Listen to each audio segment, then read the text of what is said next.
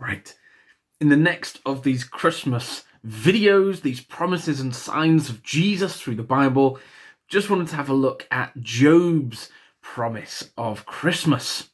Now, the book of Job is this whole story looking at this man, Job, where everything around him has been taken away. And what we get is this kind of look into the center of his heart. He has all these speeches with these friends who aren't very good friends, but he has all these speeches where we get to look into what's really going on at the center of his life. And of course, what kind of the theme of Job is all about. What is he trusting in, and who should he be trusting in? Now, Job, as this great Christian witness, does trust in Jesus. And all throughout this book, he has these fantastic exclamations of who Jesus is and how important Jesus is to him.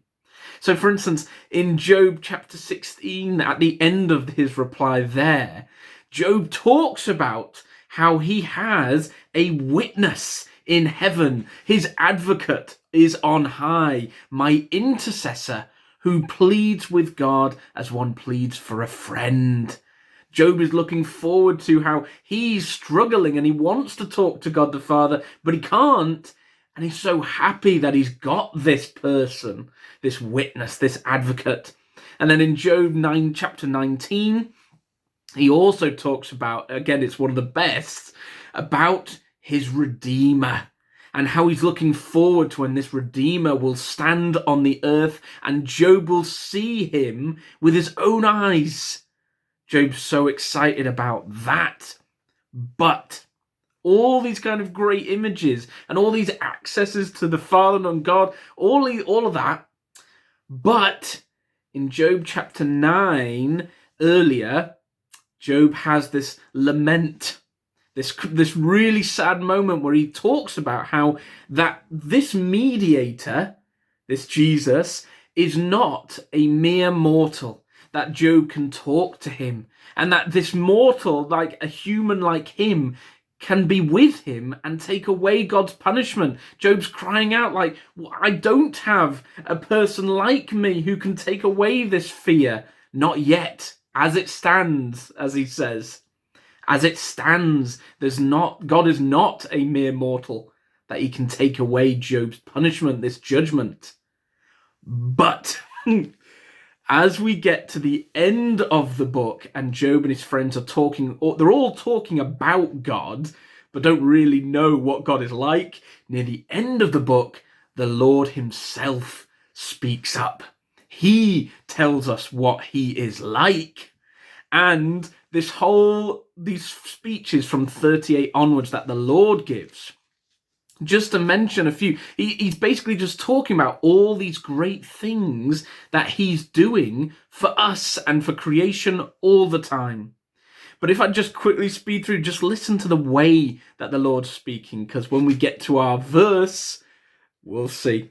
So as the Lord's speaking to Job, he's saying things like this. Where were you, Job? Where were you when I laid the earth's foundations? Tell me if you understand. Or verse 8, who shut up the sea behind doors? Or verse 12, have you ever given orders to the morning? Verse 16, have you journeyed to the springs of the sea? And then, he talks about even the constellations and the stars. He's asking Job, verse 31, can you bind the chains of the Pleiades? Can you loosen Orion's belt? And then, verse 34, he starts to talk about the animals and how much the Lord does for animals. And here we go, we're getting to it. So then he's talking to Job saying, do you hunt for the lioness? Do you satisfy the hunger of the lions? Or who provides food for the raven when its young cries out to God? And God's getting ever closer now. Chapter 39, do you know when the mountain goats give birth? And then verse 5, who let the wild donkey go free? Who untied its ropes? I gave it the wasteland as its home, the salt flats as its habitat. And here we go.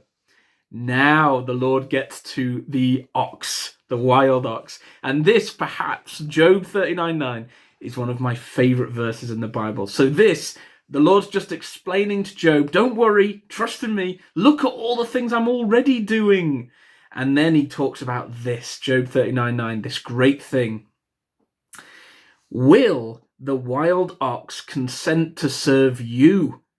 Will it stay by your manger at night? And of course, that is this fantastic verse, because the Lord's been talking. Were you there? As if to say, yeah, because the Lord's saying, I made everything. I was there when the earth was set on its foundations. So when we get to this bit, we're meant to kind of think, well, when does the ox stay by your manger, Lord?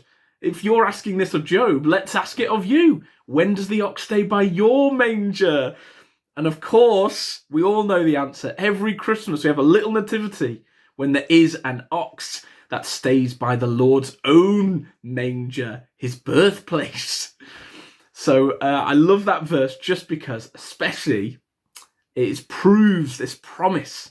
Animals are there at Jesus' birth, and they were worshipping him too when the Lord was in this manger. I love it. So that's Job's promise of this Christmas, this mediator who will become a mere mortal like us, one of us. Well, not mortal, but a human. He'll become like us to help us, to guide us, to talk to us. And it's at Christmas time. That's this hope that Job has.